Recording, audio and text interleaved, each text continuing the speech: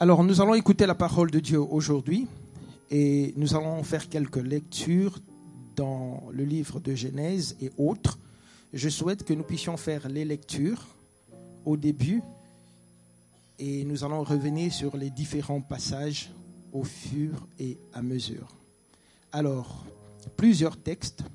D'abord, Genèse chapitre 2, 16 à 17. Genèse 2, 16 à 17. Et puis nous lirons aussi Genèse 3, 1 à 4. Alors l'Éternel Dieu donna cet ordre à l'homme. Tu pourras manger de tous les arbres du jardin, mais tu ne mangeras pas de l'arbre de la connaissance du bien et du mal, car le jour où tu en mangeras, tu mourras. Genèse 3, 1 et 4.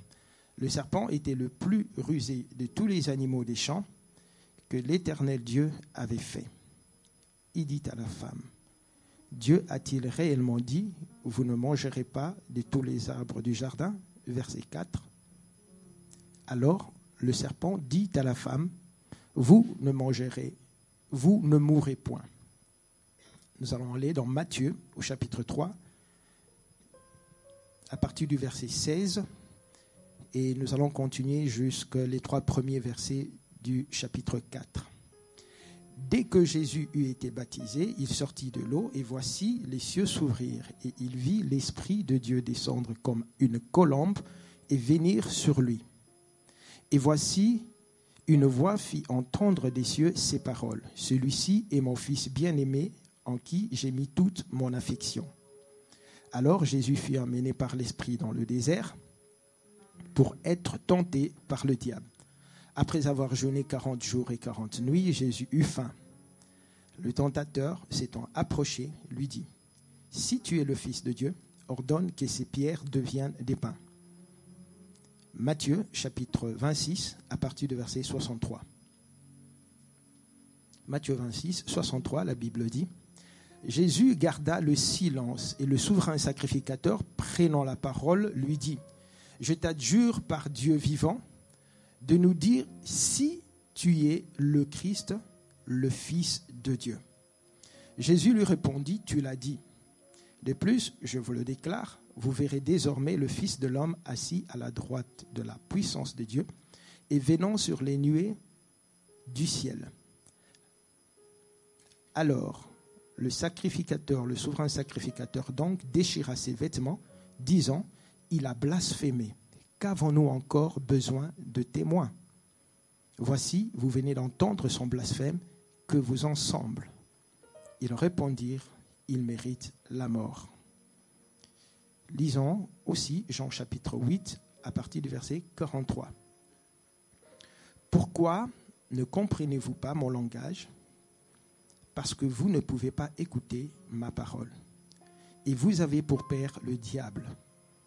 Et vous voulez accomplir les désirs de votre père. Il a été meurtrier dès le commencement et il n'y a pas de vérité en lui. Lorsqu'il profère le mensonge, il parle de son propre fond, car il est menteur et le père du mensonge. Eh bien, d'après les textes que nous venons de lire, la première chose que Dieu va faire après avoir créé l'homme, il va lui donner une parole. Il va prononcer une parole, comme l'avons lu. Il a dit, tu peux manger de tous les arbres, de tous les fruits, mais à celui-là, tu ne toucheras pas. Ça, c'est la première parole que Dieu prononce à l'être humain, à la créature qui est Adam et Ève. Quelque temps après, nous sommes dans Genèse 2, on a lu cela, 17, Genèse 3, le diable entre en scène. Il y a une brève présentation du diable. On dit qu'il était le plus rusé de tous les animaux. Et quand le diable arrive, il va prendre la parole et pour la première fois, lui aussi, il va parler à l'humanité. Il va parler à l'homme et il va lui dire, Dieu a-t-il réellement dit? Et la femme va répondre, il a dit, si je mange, je mourrai. Le diable, reprenant la parole, va dire, non, tu ne mourras pas. À partir de cet instant, nous voyons déjà qu'il y a une première guerre qui commence dans l'humanité. Et la première guerre qui commence dans l'humanité n'est rien d'autre qu'une guerre de parole. Dieu a dit, si tu manges, tu mourras. Le diable vient avec la première parole et il dit, tu ne mourras pas. Ce matin donc, j'aimerais partager avec vous sur le sujet parole contre parole. Nous allons voir ce que le Seigneur veut nous apprendre. Cela est d'autant plus important que la parole elle-même est à la source de toutes choses. Jean 1,3 nous dit que toutes choses ont été faites par elle, donc la parole, et rien de tout ce qui a été fait n'a été fait sans elle. Ça montre l'importance de la parole.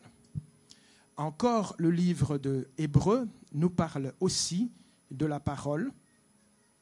Et là, la Bible nous dit que c'est par la foi que nous reconnaissons que toutes les choses ont été créées par la parole de Dieu, de sorte telle que tout ce que nous voyons procède des choses invisibles. C'est juste pour nous montrer quelle est l'importance d'abord de la parole de Dieu. C'est par elle que vous et moi sommes, c'est par elle que toute chose existe, elle a donc une place prépondérante. Le premier combat, comme je l'ai dit, ce sera donc une confrontation entre ce que Dieu a dit et ce que le diable a dit. Nous allons plus loin. Jésus grandit, il est baptisé et il est présenté au monde. Quand il est présenté au monde, une voix se fit entendre dans les cieux et cette voix-là dit « Celui-ci est mon fils bien-aimé ». Après cela, la Bible dit que Jésus fut conduit dans le désert par l'Esprit pour être tenté. Aussitôt que Jésus entre dans le ministère, parce qu'après le baptême, il entre pleinement dans l'exercice de son ministère, dès les débuts de son ministère, le diable s'approche aussi de Jésus et il va tenter le Seigneur. Je vais poser une question, libre à qui le veut de répondre. Que pensez-vous qu'était la première tentation du diable à Jésus? Quelqu'un peut nous aider librement. Quelle était la première tentation? Pardon? Transformer la pierre en pain. Eh bien, cela ne fut pas la première tentation. La première tentation se trouve dans un mot, dans une parole. Dieu va dire à tout le monde qui va l'entendre, celui-ci est mon fils bien-aimé. Et lorsque Jésus va arriver dans le désert, le diable va se présenter et lui dire, si tu es vraiment le Fils de Dieu, ordonne à ce que ce pain soit transformé. La tentation n'est pas dans le pain, la tentation se trouve dans le petit mot « si ». Lorsque Dieu a parlé, la Bible dit qu'il y eut écho dans les ciels. Cette voix se fut entendre dans les cieux. Les hommes ont entendu cela, mais il y a eu une résonance spirituelle. Le monde des esprits a capté cela. Le diable a capté cela. Et il a compris qu'il était en danger parce qu'il y avait là le Fils de Dieu. Alors lorsqu'il va venir au début de son ministère, la première parole qu'il va prononcer, il va lui dire « si ». Autrement dit, il veut créer le doute dans le cœur de Jésus. C'est la même technologie qu'il a utilisée dans le livre de Genèse. Il a voulu créer le doute. Dieu a-t-il réellement dit ? Voyez-vous, le plus grand combat du diable, ce n'est pas ta vie, ce n'est pas ton mariage, ce n'est pas tes affaires, ce n'est pas tout, mais c'est la sémence de la parole de Dieu en toi. Ce que le diable veut attaquer en toi, c'est la parole de Dieu. Parce qu'il sait que la parole de Dieu, elle est vivante, elle est puissante. Si tu as la parole de Dieu, avec elle, tu seras au-dessus de toutes choses. Alors, il dit, si tu es le Fils de Dieu. Ben, Jésus était le Fils de Dieu. Il a dit, l'homme ne vivra pas de pain seulement, mais de toute parole. Jésus ramène à la parole. Et nous n'allons pas entrer dans ces détails. Il va se suivre une série de batailles au sujet de la parole. Il est écrit, dira le diable. Il est aussi écrit, dira Jésus. Ainsi de suite. Il est écrit, et Jésus dira encore, il est écrit. Troisièmement, Jésus arrive à la fin de son ministère. Il fait toutes sortes de choses. Il y a des gens qui ne l'aiment pas, ça c'est sûr. Il y a des gens qui le condamnent. Et à la fin, on le convoque par le Sanhédrin, qui est l'institution politico-religieuse la plus reconnue, la plus puissante, avec les scribes, les pharisiens, le souverain sacrificateur, toutes ces personnes. C'est aujourd'hui comme le Parlement et je dirais le Sénat réunis, je dirais même avec les ministres, toutes ces hautes personnalités. Et ils essayent de condamner le Seigneur Jésus. Certains disent, il a dit qu'il détruirait le temple, il a dit qu'il ferait ceci, mais tout cela, ça ne suffit pas. Alors, le grand prêtre va venir et va lui poser la question. Il va lui dire, je t'adjure, je te conjure, dis-nous seulement si tu es Fils de Dieu. Est-ce que vous comprenez que tous ceux qui sont en train de chercher, c'est de savoir si Jésus est Fils de Dieu et de remettre en cause sa filiation et donc la première parole que Dieu lui avait donnée au début de son ministère. Alors Jésus va répondre, tu l'as dit. Et quand il le répondra, il va dire, qu'avez-vous donc besoin encore d'entendre ? Il a blasphémé et il mérite la mort. Cette parole, c'est celle qui va amener Jésus-Christ à la croix. La reconnaissance du fait qu'il était Fils de Dieu va faire que Jésus sera tué et il va donner sa vie pour chacun de nous. Je pense que nous allons revenir sur cet aspect. J'ai donc voulu vous montrer dans ces 3 textes comment est-ce que les paroles sont en confrontation et comment est-ce qu'en réalité le vrai combat du diable, c'est la parole de Dieu. Voilà pourquoi la Bible dit que la parole de Dieu habite pleinement dans vos cœurs. Si la parole de Dieu est là, elle me donne la force sur toutes les circonstances de la vie. Si elle n'est pas là, c'est un problème. Ainsi donc, vous verrez que j'ai mon téléphone, je suis en contact, je suis dans les réseaux sociaux, je peux chatter, je peux lire des messages, je peux lire 50 messages par jour, certains en lisent 10, d'autres 200. Il y en a qui ont beaucoup de vues, etc. Mais des fois, on n'a pas la parole de Dieu dans les téléphones. Mais il y en a qui en ont quand même, qui ont téléchargé la parole de Dieu. Mais prendre 10 minutes, 15 minutes ou 30 minutes pour lire cette parole, c'est difficile. Peut-être que pour vous, c'est facile. Mais moi, je reconnais que c'est une chose difficile. Oh, le pasteur, franchement, C'est tout un combat que de prendre la Bible et de la lire. Je ne sais pas ce qu'il en est pour vous, je vous parle de moi. Alors on fera 1 heure en train de lire toutes sortes de choses et de commenter, mais on ne saura pas prendre 10 minutes pour lire. Et on a dit, je n'ai pas eu le temps dans la journée. Mais lorsqu'on regarde, je vais dire quelque chose sur mon fils. Ce n'est pas très intéressant, mais enfin, c'est le défi de beaucoup de parents. Je regardais, il avait une activité qu'il devait faire. Et puis avec le contrôle parental, je regarde, je me rends compte qu'il a passé plusieurs heures sur son téléphone. Il était en train de jouer, alors qu'il y a une limite. Et moi, je n'avais pas fait attention. Et puis je viens, je lui montre. Lui-même, il était surpris du temps qu'il avait passé. Donc, des fois, nous ne nous rendrons pas compte. Ce que je vais dire, c'est quoi? C'est que la parole de Dieu, c'est elle qui nous fait vivre. Et le diable ne veut pas que nous puissions nous développer dans cette parole. Et pourtant, Christ a dit, l'homme ne vivra pas seulement de pain, mais de toute parole qui sort de la bouche de Dieu.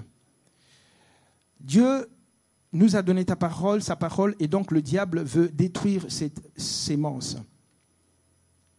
Je vais parler d'un autre élément. Nous sommes dans le livre de Jean, mais au chapitre 5e et au verset 24. En vérité, je vous le dis, celui qui écoute ma parole et qui croit, c'est-à-dire à la foi, à cette parole, il croit à celui qui m'a envoyé à la vie éternelle et ne vient point en jugement, mais il est passé de la mort à la vie. Alors j'ai posé une question, de quelle mort s'agit-il? Il est passé de la mort à la vie. Je descends un peu plus loin. Il y a une autre question, Jean 8, verset 43. Pourquoi ne comprenez-vous pas mon langage? Parce que vous ne pouvez écouter ma parole. Vous avez pour père le diable. Et vous voulez accomplir les désirs de votre père. Il a été meurtrier dès les commencements et il n'y a point de vérité en lui. Lorsqu'il profère le mensonge, il parle de son propre fond, car il est menteur et le père du mensonge. J'ai une autre question. De quel meurtre du commencement dont parle Dieu ici, et quel est le mensonge dont on parle au sujet du diable qui en est le père? Il est passé de la mort à la vie. La Bible nous parle de la mort spirituelle. Le jour où Dieu avait dit, si tu manges, tu mourras. Et l'homme et la femme ont mangé et ils sont morts. Et c'est la parole qui peut servir, qui peut nous aider à revenir à la vie. Le meurtre dont on parle, le premier meurtre, il ne s'agit pas justement du meurtre de Caïn, disons, c'était le meurtre de Abel, tué par Caïn. Mais le premier meurtrier, celui qui est meurtrier dès le commencement et qui est menteur dès le commencement, c'est le diable. Parce qu'il a dit à la femme, tu ne mourras pas.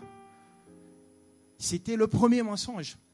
Et la femme est morte après avoir mangé. C'était le premier meurtre qui a été commis, de sorte telle que tous ceux qui sont nés de l'homme, d'Adam et Ève, dès leur enfance, ils sont nés, mais étant déjà morts, spirituellement, parce qu'il s'agit d'une mort spirituelle. C'est une parenthèse que je referme, mais sur laquelle je vais revenir bientôt avant de finir mon message. En fait, Jésus est en train de leur montrer comment est-ce que le diable procède de la même manière pour pouvoir agir, pour pouvoir tuer la parole de Dieu dans nos cœurs. Alors, j'ai voulu parler de quelques principes ici. Le premier principe, lorsque Dieu dit que celui-ci est mon fils bien-aimé, c'est le principe de l'écho ou de la résonance. La Bible dit, une voix se fit entendre, où c'est? Dans les cieux. Il eut écho d'une voix. Une voix résonna dans les cieux. C'est que toute parole que Dieu prononce a une résonance dans les cieux qui représente la dimension spirituelle, le monde des esprits. Et les paroles que vous et moi, merci pasteur pour l'interpellation de tout à l'heure, que nous prononçons envers notre épouse, notre mari, notre enfant ou quiconque, peuvent avoir une résonance dans le monde des esprits. Vous pouvez sortir des paroles, Mais le diable, il avait si bien entendu cela qu'il s'est précipité à aller tuer cette parole. C'était ça son objectif. Alors, qu'est-ce que nous disons? La Bible dit que nous puissions être lents à la colère, nous puissions être prompts à écouter, lents à parler.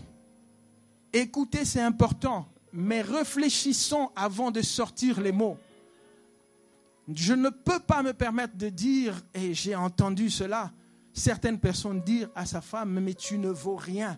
Mais elle a derrière elle 4 enfants qu'elle a portés, qu'elle a élevés et tout. Et même si elle ne serait pas partie à l'université, elle vaut quelque chose, elle vaut beaucoup, elle vaut une mère. Posez la question à ceux qui n'ont pas eu de mère. J'en ai vu à la jeunesse, des enfants dont la vie ont été troublés, tout simplement parce que maman n'était pas là. Maman, mon épouse, vaut quelque chose. Mon enfant n'est pas nul. Parce que lorsque tu prononces ces paroles, et je parlerai en même temps du deuxième principe, c'est le principe de l'identité. La parole peut définir l'identité de quelqu'un. La parole peut briser l'identité de quelqu'un. Ce que nous disons peut faire qu'un enfant saisisse cela et puisse construire son identité à partir de ce qui a été dit. Cette parole a été prononcée et il a été dit « Celui-ci est mon fils bien-aimé ». La parole, elle est importante. Mais voici ce qui se passe ici. Jésus est donc en train de parler et il est dit qu'il est présenté comme étant le Fils de Dieu. Il y a quelque chose qui a retenu mon attention, c'est que pendant qu'il y a cette confrontation des paroles, etc., j'ai eu une pensée, c'était celle du Seigneur Jésus-Christ encore, qui était en train de parler avec les pharisiens, les scribes, dans Jean chapitre 8. J'ai retenu que 15 fois il cite le mot « Père ». 15 fois il cite le mot « Père ». Et à la fin, on va lui dire, ils vont dire par exemple, nous avons Abraham pour père, etc. Il dit, votre père, c'est le diable. Pourquoi vous ne m'écoutez pas? C'est mon père qui m'a envoyé. Il revient sur le mot père 15 fois parce qu'il savait et il voulait leur dire que je suis le Fils de Dieu. Et c'est important, cette identité. Et le fait que Jésus-Christ est le Fils de Dieu nous donne un privilège. C'est ça qui m'aide à regarder les temps, d'accord. Nous donne un privilège parce que Jésus étant le Fils de Dieu, ce n'était pas n'importe qui. Lorsque nous rentrons dans l'Ancien Testament, nous voyons que là, le roi, c'était quelqu'un qui avait le pouvoir de vie et de mort. Le trône royal, on ne s'amusait pas avec. Pour que le roi puisse recevoir quelqu'un, il faut une autorisation préalable. Même l'épouse du roi ne pouvait pas venir dans sa présence sans son autorisation. Vous vous rappelez de l'histoire d'une dame dans la Bible? Comment elle s'appelle? Esther. Elle a risqué sa vie, n'est-ce pas? Donc, parce que le roi détient la vie et la mort, le trône est sacré, le trône est protégé, on n'y entre pas comme ça. La seule personne qui pouvait entrer, c'était le fils. Et le fils aîné. Pourquoi? Parce qu'il était le futur roi. Il était l'héritier, c'est lui qui allait le remplacer et il pouvait entrer sans autorisation. Alors, je reviens en arrière et nous sommes dans le livre de Genèse. Dieu crée Adam et Ève et puis ils commettent le péché, ils écoutent la parole du diable.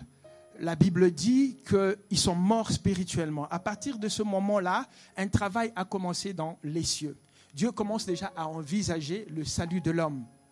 Et la Bible nous parle de Jésus-Christ comme étant le second Adam. Adam a échoué dans sa première mission. Mais Jésus, vous avez vu avec moi comment il a vaincu le diable. Et il va le vaincre jusqu'à la croix. Il va définir, il va dire, je suis le Fils de Dieu et ça va l'amener à la croix. Et quand il va arriver à la croix, il va mourir. Mais lorsque Adam et Ève pêchent, ce qui se passe, c'est que Dieu va mettre 2 chérubins pour garder l'entrée de l'arbre de la vie. Parce qu'ils avaient mangé l'arbre de la connaissance du bien et du mal. Et donc, ils étaient spirituellement morts, ils étaient dans le péché. Les deux anges, les deux chérubins vont se tenir avec deux épées flamboyantes, comme pour dire, personne ne peut entrer ici. J'ai un ami qui est du nord du Congo. Chez eux, quand quelqu'un tient une épée ou un couteau, ça veut dire Makile et Kotanga. Le sang va couler. L'épée, c'était synonyme du sang, synonyme de la mort. Et ils étaient là, ils gardaient. Mais pourquoi est-ce que Dieu a gardé cet accès?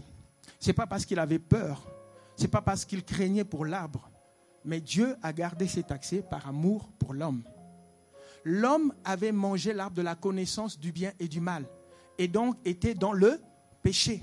Si l'homme allait maintenant toucher à l'arbre de la vie éternelle, l'homme allait vivre éternellement, mais éternellement dans le péché. Alors que le plan de Dieu, c'était que l'homme vive éternellement avec lui. Alors il va barricader cette porte. Il va la fermer. Plus tard, Moïse va venir. Et il va venir avec le tabernacle. Il va faire le parvis, le lieu saint et le lieu très saint. Et dans le parvis, il y avait la cuve d'airain, il y avait l'autel où on tuait les animaux, n'est-ce pas? Et on prenait le sang de l'animal et on l'amenait jusque dans le lieu très saint et on déposait sur ce qu'on appelait le propitiatoire, qui était le couvercle qui se trouvait sur l'arche dans le lieu très saint. Et au-dessus de cette arche, la Bible dit qu'il y avait la présence encore de deux chérubins. Et ces deux chérubins, plutôt que d'avoir deux épées, ils avaient deux ailes étendues comme ceci, mais ils n'avaient pas d'épée. Cela était en train de préfigurer certaines choses. Le propitiatoire est appelé propitiatoire parce que, à cause du sang que l'on mettait dessus, ça faisait que Dieu devienne propice à l'homme. Que Dieu devienne favorable à l'homme. Pourquoi? Parce que le sang a été présenté. L'homme devait être tué, mais comme une bête a été tuée et qu'on a mené son sang qu'on mettait sur le propitiatoire, Dieu regardait et il ne pouvait plus frapper. Désormais, les anges n'avaient plus droit de porter l'épée parce qu'il y avait le sang d'un agneau qui rendait Dieu propice à l'homme. Et c'est comme ça que les anges n'avaient pas d'épée. Alors, dans les années 88, jusqu'à, je ne sais pas, une dizaine d'années, j'ai été avec les enfants à l'école du dimanche. J'aimais bien enseigner les enfants. Et je leur illustrais cela. Alors, je vais vous amener un tout petit peu dans mon dessin animé. Je ne sais pas s'il y a quelques parents qui suivent des dessins animés de temps en temps avec les enfants.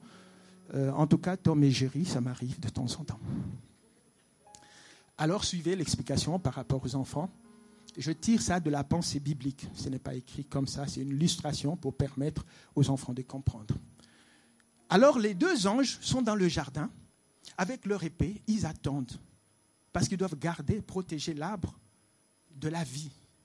Mais une année passe, 10 ans passent, 100 ans passent, Noé vient, Abraham vient, Moïse vient, 1000 ans passent, 2000 ans passent. À un moment, j'imagine que les deux anges, il y en a un qui est fatigué, il dit, mais écoute, Dieu, des fois, on ne le comprend pas, hein, parce que là, ça fait des milliers d'années qu'on est là, mais il n'y a rien, qu'est-ce qu'on garde ici? Il n'y a personne qui entre ici, de toutes les façons, personne n'entrera par ici. Alors l'autre dit, mais bon, voilà, c'est comme ça, on attend.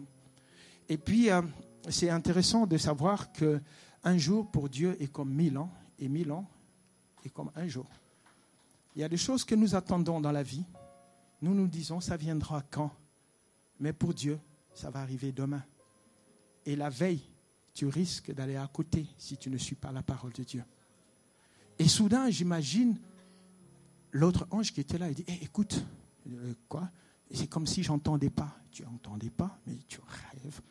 Oui, j'entends, écoute. Oh, mais oui, mais c'est pas possible. Non, peut-être que c'est quelqu'un qui passe. Et puis, regarde, il y a une ombre. Mais c'est pas possible. Et puis, il a l'air de ressembler à Adam. C'est vrai, c'est Adam-là qui revient encore. Et puis, après ton épée, d'accord.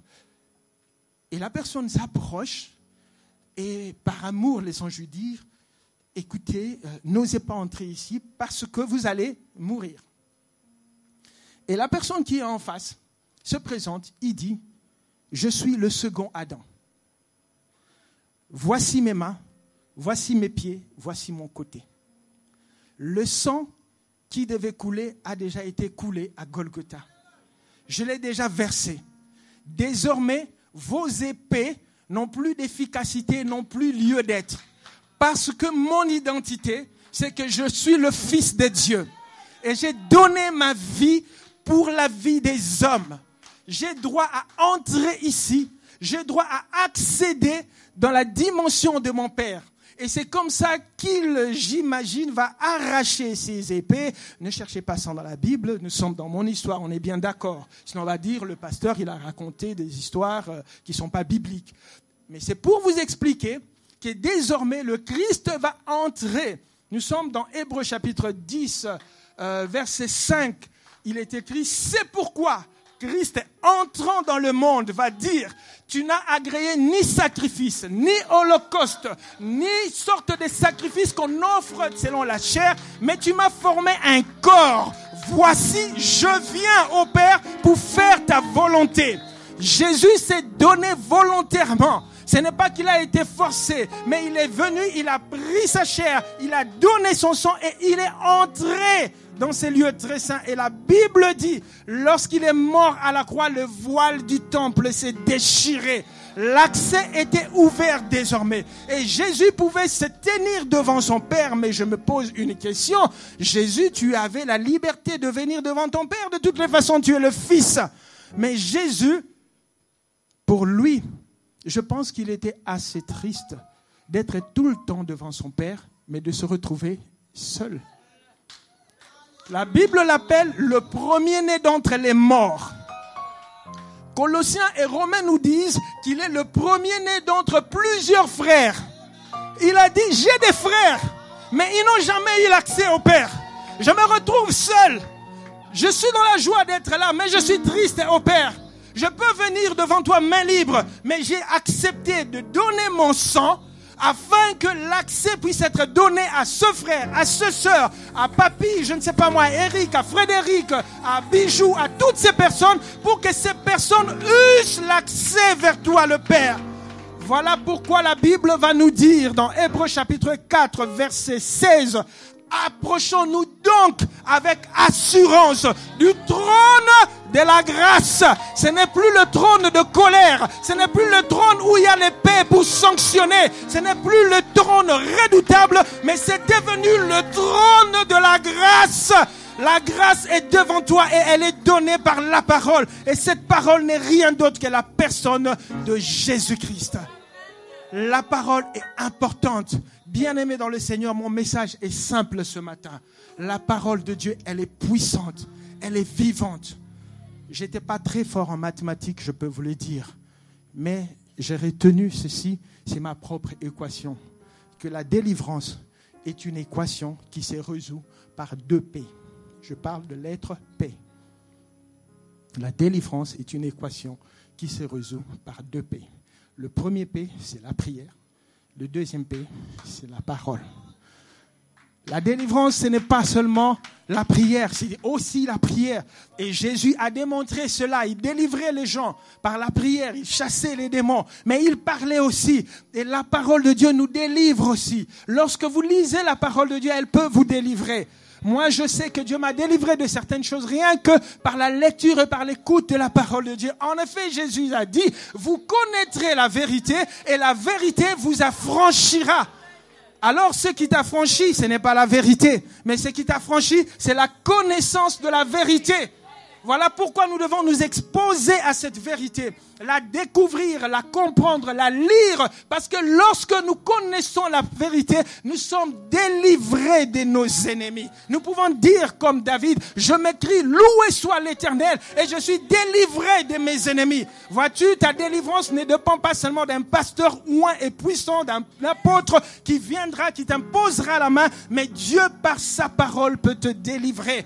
Il peut te délivrer de plusieurs situations. Et c'est ce qu'il a fait.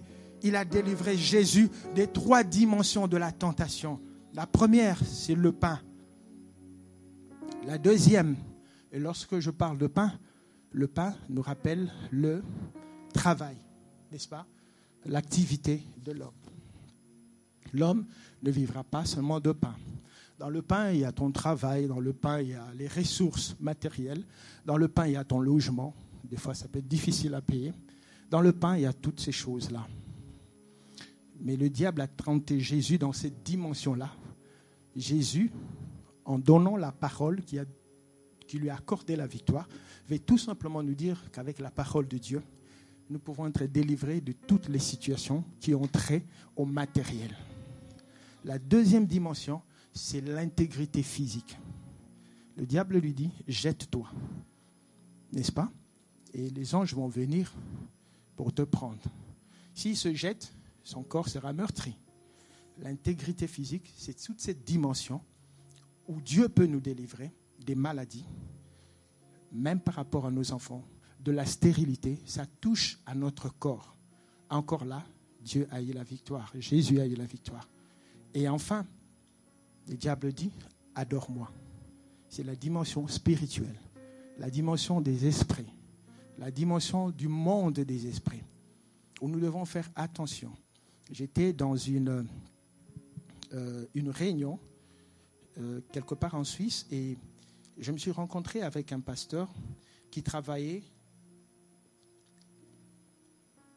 il travaillait à la commune, et on avait décidé à la commune qu'on puisse introduire dans cette école communale du yoga chaque matin pour tous les enfants. C'est obligatoire. Et lui, il était le seul qui a donné un avis contraire. Et les autres disaient non, ça sera fait. Heureusement pour lui, il leur a posé la question de savoir, mais qui a pris cette décision? Et on lui a dit, c'est telle personne. Alors il lui dit, est-ce bien la personne qui a écrit le livre où il est en train de dire que l'homme est venu du singe, etc. Mais le truc, c'est que dans son livre, il y avait vraiment des choses beaucoup absurdes. Alors ils disent oui. Et il leur dit, et c'est cet homme-là qui va venir vous donner le conseil pour vos enfants. À partir de ce jour-là, ils ont arrêté avec cette décision. Mais sinon, les enfants seraient là, initiés dans le yoga, comme beaucoup de gens peuvent entrer dans certains mondes, dans le fétichisme, dans la sorcellerie, dans l'occultisme, dans les loges et même dans les milieux des serviteurs de Dieu. C'est pourquoi la parole doit habiter pleinement dans nos cœurs, parce qu'elle nous donnera l'éclairage, l'intelligence, la vraie, de comprendre et de discerner qui est de Dieu et qui n'est pas de Dieu. Beaucoup de gens, vous regardez leurs églises, vous regardez l'homme de Dieu, ce qu'il fait, ce qu'il vit, même quand la Bible dit vous les reconnaîtrez par leurs fruits. Et quand vous regardez et les racines, et les feuilles, et les fleurs, et les fruits, vous dites que c'est visible, mais l'assemblée est pleine. La parole n'est pas dans leur cœur pleinement. Parce que si la parole est là, elle va nous définir. Elle va nous donner, n'est-ce pas, la vraie configuration. C'est ce qui est arrivé avec Job, n'est-ce pas? Il a vaincu toutes ces trois dimensions. Son corps, l'intégrité physique meurtrie. Ses enfants, n'est-ce pas, partis. Les richesses matérielles parties. Et à la fin, sa femme qui lui dit, mais écoute, maudit Dieu, la dimension spirituelle, et meurt. Mais Jacob savait une chose, il dit, je sais que mon Rédempteur est vivant et qu'il se lèvera le dernier sur la terre. Cela ne veut pas forcément dire que ce sera le dernier, mais dans la pensée juive, lorsqu'on dit qu'il se lèvera le dernier sur la terre, ça veut dire que lorsque lui va intervenir, son intervention sera finale. C'est-à-dire, après lui, quelqu'un d'autre ne pourra plus venir. Et Job a expérimenté cela. Voilà comment Dieu nous montre la victoire qui peut nous être donnée. Comment? Par l'écoute, par la lecture de la parole de Dieu. Bien-aimé, il est simple d'écouter une prédication. Il est simple de naviguer sur YouTube, d'aller d'entendre des bons prédicateurs. Il y en a beaucoup, n'est-ce pas? Et que j'apprécie. Mais vous allez vous rendre compte que prendre sa Bible et la lire, c'est difficile. Tu peux prendre 1 heure, 2 heures, tu suis un sermon, mais tu ne sais pas prendre 10 minutes pour lire la parole de Dieu. Dieu veut nous nourrir par sa parole. La parole de Dieu est vivante, elle est efficace. Et je vais terminer par cet aspect. J'avais dit que j'avais ouvert une parenthèse et j'allais y revenir sur Jésus qui connaissait son identité et qui connaissait donc sa position de fils. Il y a le centenier romain qui va dire « Je ne suis pas digne que tu viennes chez moi, mais dis un mot, n'est-ce pas, et mon serviteur sera guéri. » Et il va expliquer. Il va dire, eh bien, moi qui suis soumis aux aînés, j'ai aussi, disons aux chefs, j'ai aussi des gens sous mes ordres. J'ai dit à l'un, va, il vient et il vient. Alors toi, dis un mot. Mais la réponse de Jésus, c'est qu'il va dire, je n'ai jamais vu une aussi grande foi en Israël. La plus grande foi au temps de Jésus n'a pas été trouvée parmi les Israélites. Ça a été trouvé par un Romain, par un étranger. Vous voyez, il y a des personnes que nous négligeons, que nous pouvons négliger même dans la salle, parce qu'il ne passe pas devant, parce qu'il ne tient pas de micro, parce qu'il ne chante pas, parce qu'il ne fait pas ci ou ça. Mais vous ne savez pas ce que Dieu peut déposer en vous. Ne vous sous-estimez pas. Servez Dieu et servez Dieu seulement. Pasteur, je vais dire un mot lorsque je suis venu justement pour être dans l'équipe d'encadrement de la jeunesse. Bon, à cette époque, beaucoup de ceux qui étaient dans cette équipe s'y retrouvaient parce qu'il y avait un responsable des cellules, par exemple, qui les connaissait. Et il dit, alors celui-là, je l'amène. Mais nous, on était dans une cellule qui n'était pas très connue et nos responsables n'étaient pas donc à la jeunesse. Mais on venait, on servait Dieu. Et puis il s'est fait qu'il y a un pasteur qui à l'époque était en train de diriger, je crois qu'ils étaient à 3, on avait établi 3 pasteurs. Et puis il va me dire, Bobo, viens. Ok, je viens le voir. Après le culte. Et puis il parle avec tel frère. Et puis il parle avec telle autre sœur après le deuxième culte. Il parle, je dis, pasteur, est-ce que dit, attends. Et puis 1 heure et 2 heures et le deuxième culte est passé. La jeunesse, c'était un dimanche. J'ai attendu plus de 2 heures. Et ils ont commencé leur réunion d'encadrement. Moi, j'étais encore à l'extérieur. La patience. C'est pas possible, j'aurais dû partir. Après un moment, il m'appelle. Je ne sais pas ce qu'il avait dit aux autres. Je crois qu'il avait dit que nous aurions un nouvel encadreur. Et il m'appelle. Il me fait entrer et quand j'entre, déjà, on ne me connaissait pas. Alors, c'était normal pour les gens. Mais quand même, c'est un encadreur, on aurait dû connaître son témoignage, c'est ci, c'est là, c'était normal, n'est-ce pas? Et je sors de là, et quand j'arrive dans la salle pour rentrer dans la réunion, il y a 2 sœurs, une qui était à l'accueil, qui était en train de parler, et elles ne se rendaient même pas compte que j'ai entendu. Et elles ont dit, Bessus encadreur. Est-ce que celui-ci aussi c'est l'encadreur? Parce que mon apparence déjà n'avait rien pour... vous comprenez? Mais tout ce que je sais, c'est que quelques années plus tard, Dieu m'a établi à la tête de cette jeunesse. Ce que je vais vous dire, ce que vous faites, faites-le et faites-le bien. Qu'on vous reconnaisse à l'église ou pas, ce n'est pas un problème. Servez Dieu et servez Dieu seulement. Jusqu'à la fin, vous basant sur la parole de Dieu. Et c'est elle qui va vous qualifier, c'est elle qui va vous justifier, c'est elle qui va vous donner la vie, c'est elle qui va vous conduire, c'est elle qui va vous donner le succès, c'est elle qui va vous donner la victoire. La parole de Dieu, elle est vivante, elle est vivante. Alors le centenier romain avait compris cela. Et pourquoi Jésus a dit cela? Parce qu'il a compris un principe spirituel que j'appelle le principe du centenier. Il a dit, j'ai des gens au-dessus de moi. Et j'ai aussi des gens en dessous de moi. Ce qu'ils me disent, je le fais. Et je peux dire à l'un, va et il va, et vient et il vient. En fait, il est en train de dire à Jésus, mon autorité spirituelle ou mon autorité dans l'exercice de mes fonctions vient du fait que je suis soumis à d'autres autorités. Comme moi, je suis soumis aux autorités, cela me qualifie pour soumettre ceux qui sont après moi ou en dessous de moi.